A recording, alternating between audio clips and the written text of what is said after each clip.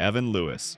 In the Final Destination movies, the kitchen becomes an extremely dangerous place, and this time was no different. Evan arrives home and for no reason at all throws his leftover pasta out the window. Bro, seriously, just use the trash can. After a chain of freak accidents that almost kill him, his apartment bursts into flames. Evan has no choice but to escape through the window. And well, remember that pasta?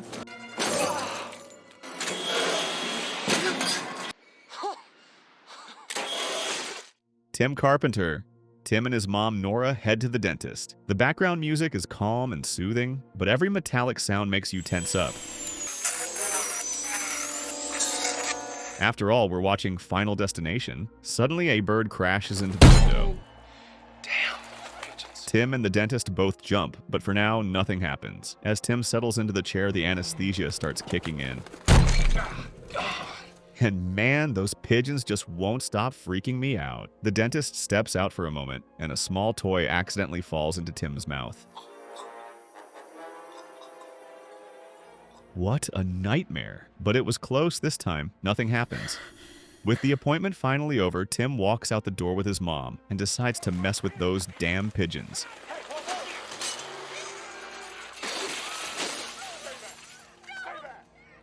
Isaac Palmer. After surviving the terrifying bridge collapse, Isaac heads to a massage parlor to finally relax. Think you're going the wrong way there, little lady. 我冇做錯嘢。 Oh! An elderly woman places a few acupuncture needles in him and steps out of the room, just enough time for death to start working. Hey, there's a fire! He survives this. And this too.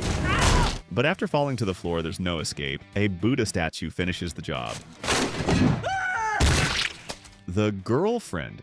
Sorry, I don't remember her name, but she's Andy's girlfriend. We'll talk about him in a minute. In Final Destination 4, we get that shocking opening scene at the racetrack, but it was all just a vision. As always, a group of people leave the scene and temporarily cheat death. Well, at least for a little while, but for her, that time ran out fast.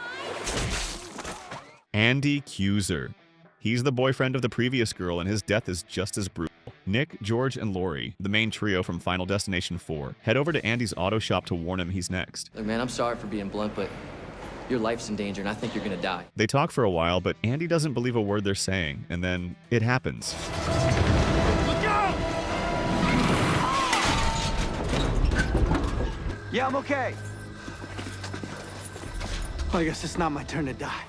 This time he got lucky. At least that's what he thinks. But come on, we're watching Final Destination, right? Before we continue, don't forget to subscribe to the channel so you don't miss our next videos. Got any ideas for future videos? Let me know down in the comments. Thomas Burke. While driving behind a log truck, Officer Thomas accidentally spills his hot coffee in his lap. The scene cuts and we see the massive logs break free from the truck, setting up one of the most iconic moments in the entire franchise. Okay, I'll admit it. I'm kind of cheating here, because technically this never actually happened. It was just Kimberly's vision. But ever since that scene, driving behind a log truck has never felt the same. Erin Ulmer. Wendy and Kevin head to the hardware store where Ian McKinley and Erin Ulmer work, trying to convince them they're next on Death's List. Okay, so who's next in this theory you have, me or Ian? Well, we know the order of how we were sitting on the roller coaster, but not how it works with people who sat together. Ah, Erin, you're about to find out. And another pigeon shows up, never a good sign. The two don't believe a word of it, and as the scene unfolds, we get a glimpse of several dangerous objects scattered around. McKinley starts joking about the whole thing, but Wendy feels something's about to go horribly wrong and steps in just in time to save him. There! Those! But the same can't be said for Erin. She ends up caught by a nail gun. Tod Waggner. Tod was one of the survivors of Flight 180. He holds the title of the first official target of death in the franchise.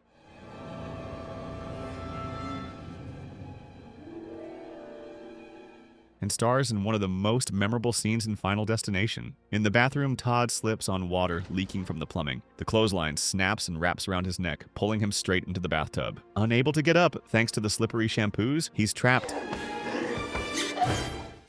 He took his own life. No. Candice Hooper?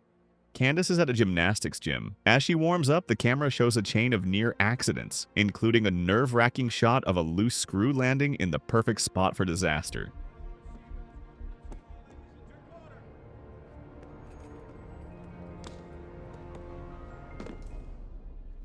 That's it. Whew. So far, so good. But moments later, another gymnast steps on the screw, knocks over a box of chalk, and triggers one of the most terrifying accidents in the franchise. Nora Carpenter. After losing her son, who we've already talked about, fate had no plans to go easy on Nora. In fact, it was downright cruel. She steps into an elevator with a creepy man, and then gets a chilling phone call. A man with hooks is gonna kill you. Nora is terrified and tries to get out of the elevator, but before she can, her hair gets caught on the creepy man's hook. She becomes trapped between the elevator doors. People try to help, but it's already too late.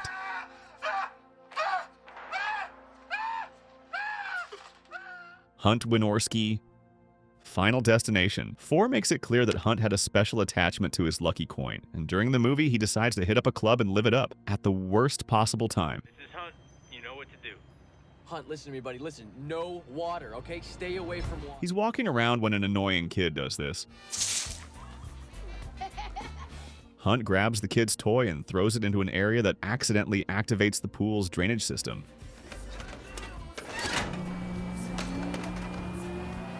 A few minutes later, he's playing with his coin when, out of nowhere, a golf ball hits him, sending his lucky coin straight into the water. He decides to dive in and retrieve it, setting up one of the most agonizing scenes in the entire franchise.